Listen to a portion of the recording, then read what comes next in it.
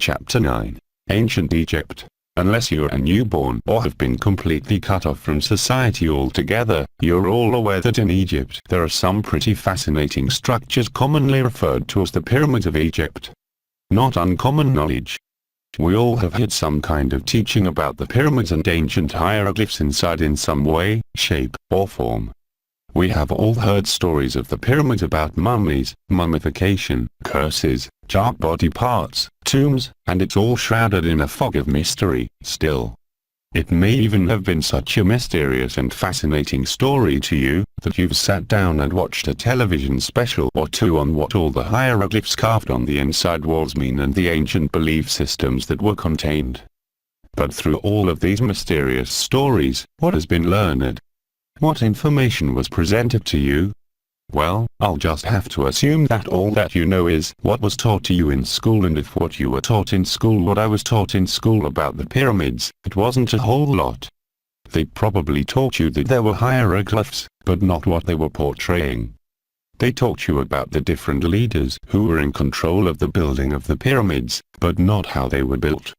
They only focused on things that they, themselves, understood, and even over the past 10 years, I've found that even the things that they taught me in school were wrong and very, very incomplete. Of course, I was taught this stuff in the 1990s from books that were written in the 1970s, but that's another discussion completely. Hopefully your teachers weren't as ignorant as mine.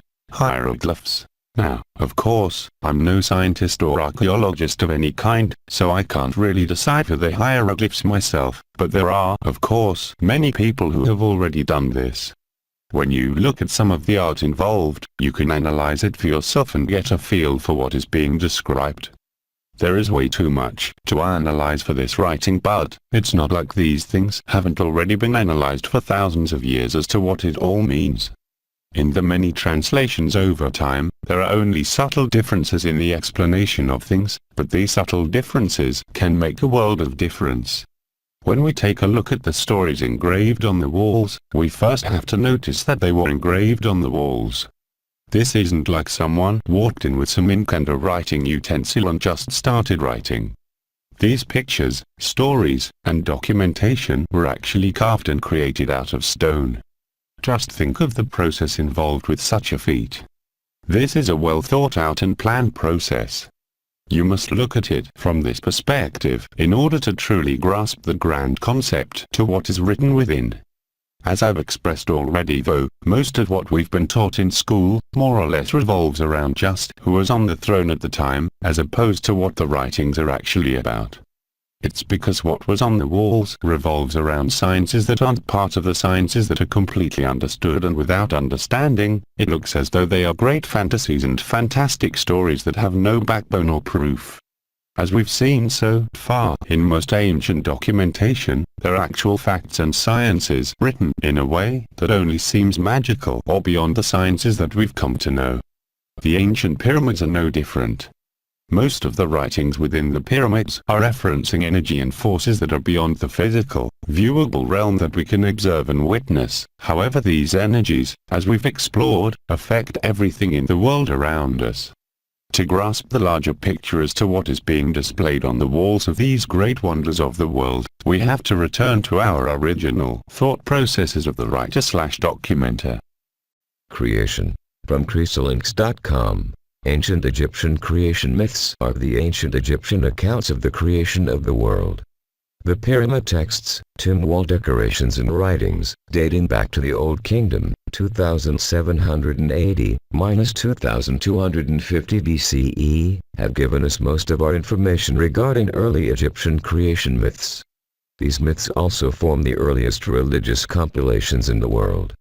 The ancient Egyptians have many creator gods and associated legends. Thus the world, or more specifically Egypt, was created in diverse ways according to different parts of the country.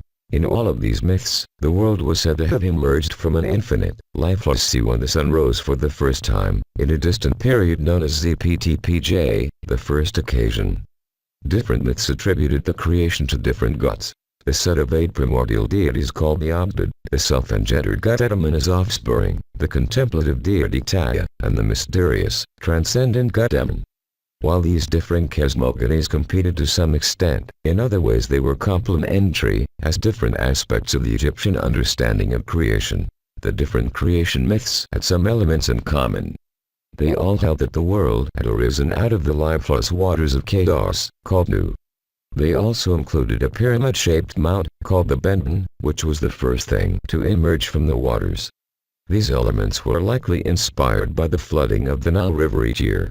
The receding floodwaters left fertile soil in their wake, and the Egyptians may have equated this with the emergence of life from the primeval chaos. The imagery of the pyramidal mound arrived from the highest mounds of earth emerging as the river receded. The sun was also closely associated with creation, and it was said to have first risen from the mount, as the general sun god Ra or as the god Khepri, who represented the newly risen sun. There were many versions of the sun's emergence, and it was said to have emerged directly from the mount or from a lotus flower that grew from the mount, in the form of a heron, falcon, scarab beetle, or human child. Another common element of Egyptian cosmogonies is the familiar figure of the cosmic egg, a substitute for the primeval waters or the primeval mount. One variant of the cosmic egg version teaches that the sun god, as primeval power, emerged from the primeval mound, which itself stood in the chaos of the primeval sea. The creation story here in ancient Egypt doesn't differ much from other creation stories in most ancient documentation. Of course, there are minor differences, like the change in who the gods to be worshipped were. Most religious and ancient documentation hold pretty close to their original writings, but in ancient Egypt, the gods who are worshipped changes numerous times through the existence and change along with the person in power, pharaoh, or ruler of these ancient civilizations. Each time a change in who is to be worshipped is made, it becomes more and more clear that the pharaohs in charge become more and more corrupt, foregoing the worship of a higher power and placing themselves as the entity to be worshipped. Within the hieroglyphs, documentation, and even the artwork found in and all around the pyramids, are the secrets to the vital energy/soul, human body, and the vibration that surrounds it all.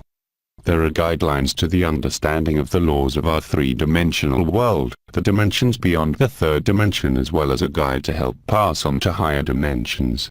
At some point of this understanding of everything, the laws that were in place and the secrets within were lost, and those in power forgot what the purpose was for all of it.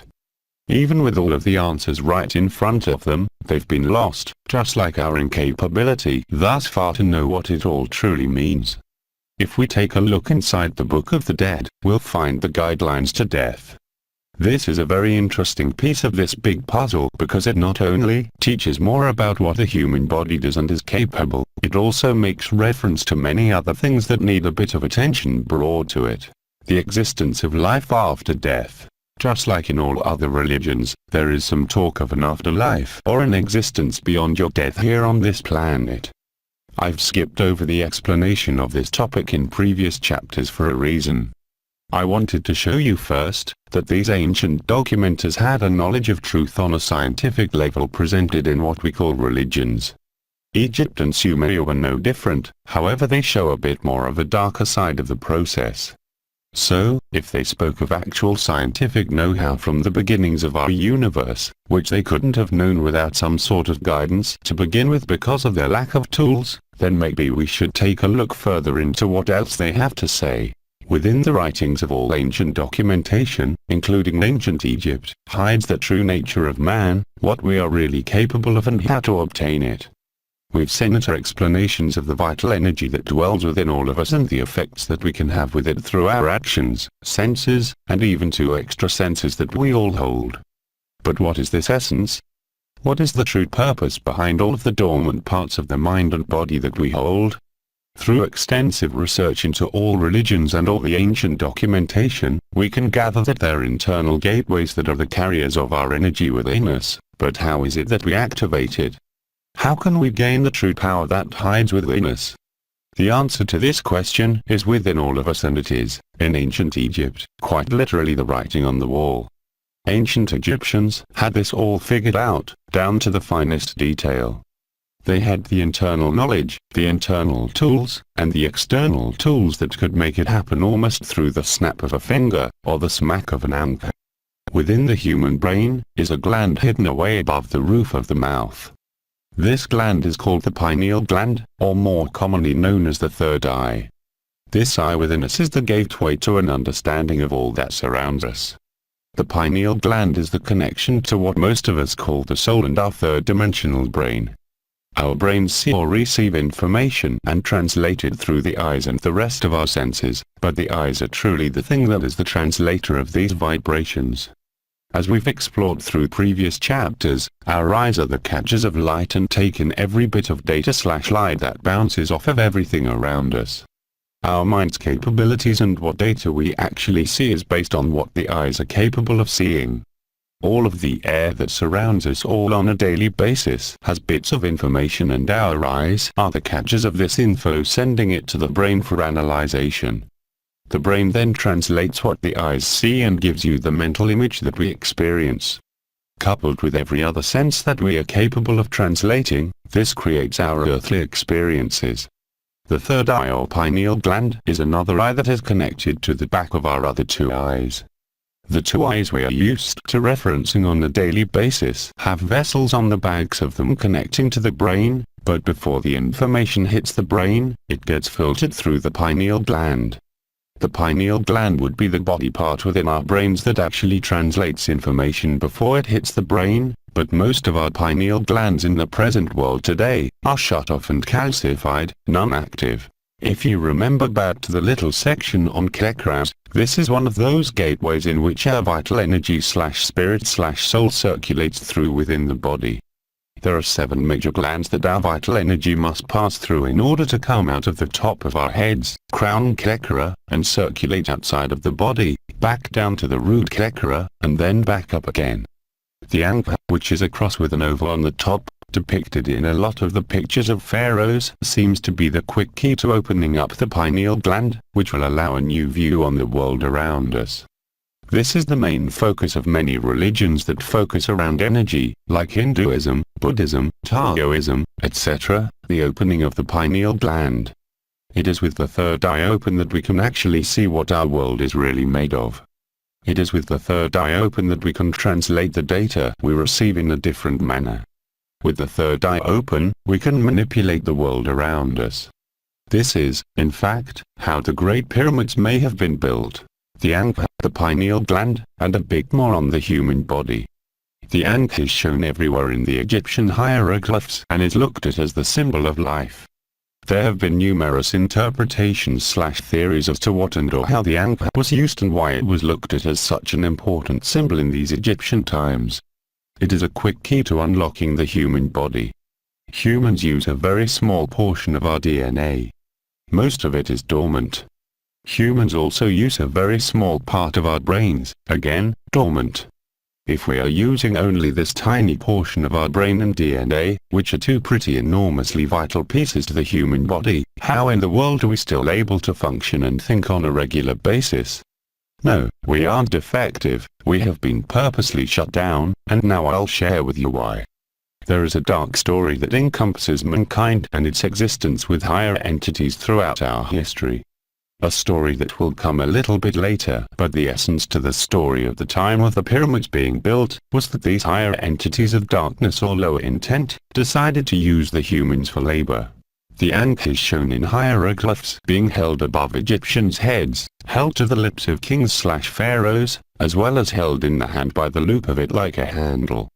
There's no definitive usage for it anywhere, publicly, only theories including 1. When an Egyptian has an orgasm, they hold the ankh above their head to ankh the energy back into the body, causing the brain to activate, causing full enlightenment or the opening of the third eye. 2. The king/pharaohs rub the ankh on their lips/nose and get enlightenment from its materials, etc. These are both wrong. It is shown quite clear in ancient Egyptian artwork, that the ankh vibrates, much like a tuning fork. This, most scholars agree on. It makes more sense that the circular part or head of the ankh goes in the mouth, while the T-part or arms of the ankh would be rest on the sides of the mouth, used as a type of measurement as to how far to stick the ankh into the mouth. There is another piece that attaches onto the bottom of the ankh magnetically that is the tone setter for the ankh. This piece looks like a beehive and is also shown in these artistic portrayals of rituals. Once the anchor is set in place, may be levitated into the mouth and held by levitation, not by hands, to avoid vibration interference. The bottom piece is struck with a metal staff, shown being held by numerous Egyptian characters shown in the ancient art. This causes a vibration from the anchor, much like a tuning fork, to travel through the roof of the mouth, vibrating the uncus, where the pineal gland resides, activating the long-lost capabilities of men, and perhaps different tones bring on different stages of enlightenment. When a person would reach pure enlightenment, and not the quick key method, their energy would circulate around their entire body, creating an energy field around them from their vibration/vital energy/soul, showing what we call an aura around a person.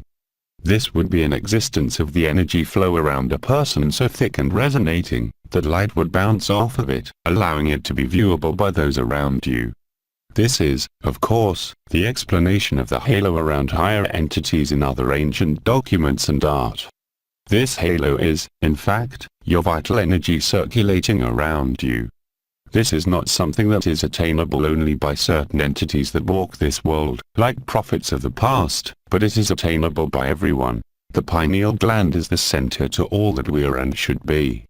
The pineal gland houses a small diamond in the center of it.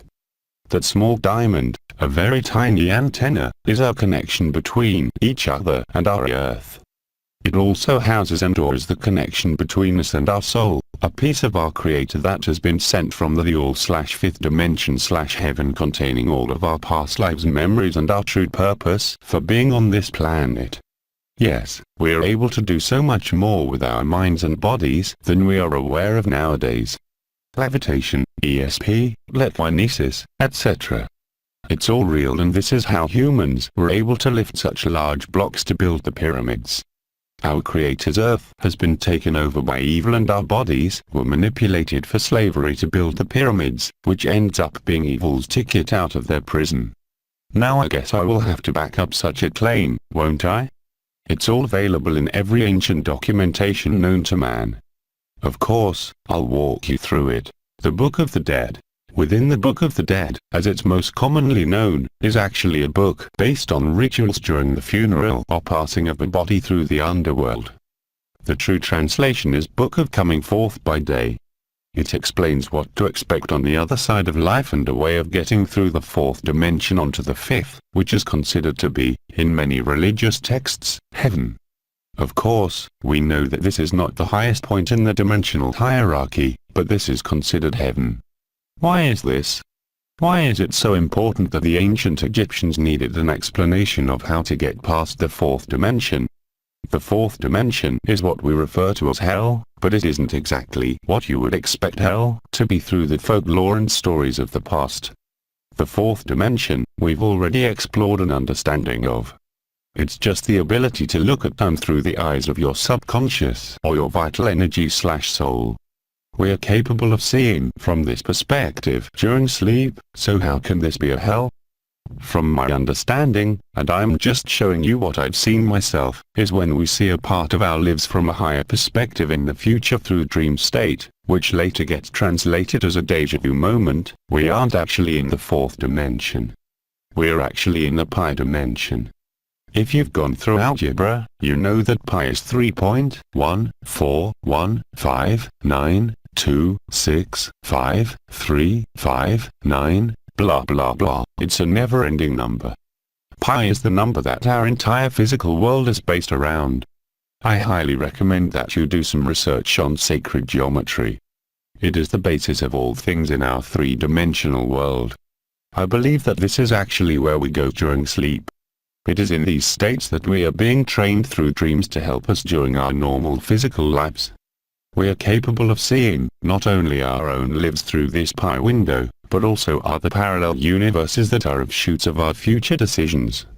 Remember back in the explanation of dimensions, when we explored the multiverses in which our soul's decisions are played out through a series of universes? Well, this is how we are trained. Through our other universes' experiences. The fourth dimension, however, is the dimension in which we go to store all the data that we just experienced through our lives.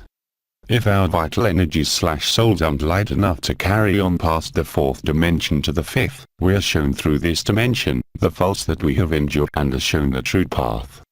Our souls/subconscious, forgetting our past experiences and when ready, return to Earth in another body and relive another life. This process is what is often called nirvana. Hell, actually, is the state in which this planet will be in the end. A fiery inferno raging out of control and taking the vital energies who do not pass on to the fifth dimension with it. It's in just about every religious document. The existence of dark entities living within and on this planet is relevant in just about every ancient documentation known to man. Is there proof? Of course. Would I bring it up if it wasn't? The Book of the Dead isn't just a funeral book or a way to pass on to another dimension, but it's also a guide as to how an enlightened person can actually stay on this planet as a vital energy, roaming the earth freely. This book has guidelines and shows how ancient high entities can leave their bodies and plant themselves within objects of our world here on earth. Don't believe me? Read it for yourselves. The stories within tell of the ancient entities being able to even perch themselves in the minds of birds in order to watch humanity. Of course, this knowledge wasn't always used for evil ways or darkness, and perhaps even in the ancient Egyptians' time it wasn't for harm or for darkened intent, but that's the way it has been used for thousands and thousands of years. These entities have been perching themselves into our world, manipulating man for thousands of years. This isn't a tall tale, this is fact. Still don't believe me? How can you say to yourselves all the way up to this point, ancient civilizations knew what they were talking about when it comes to science and how our existence came to be without the modern technology that we have today? That's amazing. And then disregard the rest of what has been said? Wouldn't that make you just as guilty of shrugging off ancient knowledge because of your lack of understanding, as these scientists who have shrugged off religious science for so long? Besides, I have an accumulation of modern science and common sense to back up everything I'm telling you. As I told you before, I got you.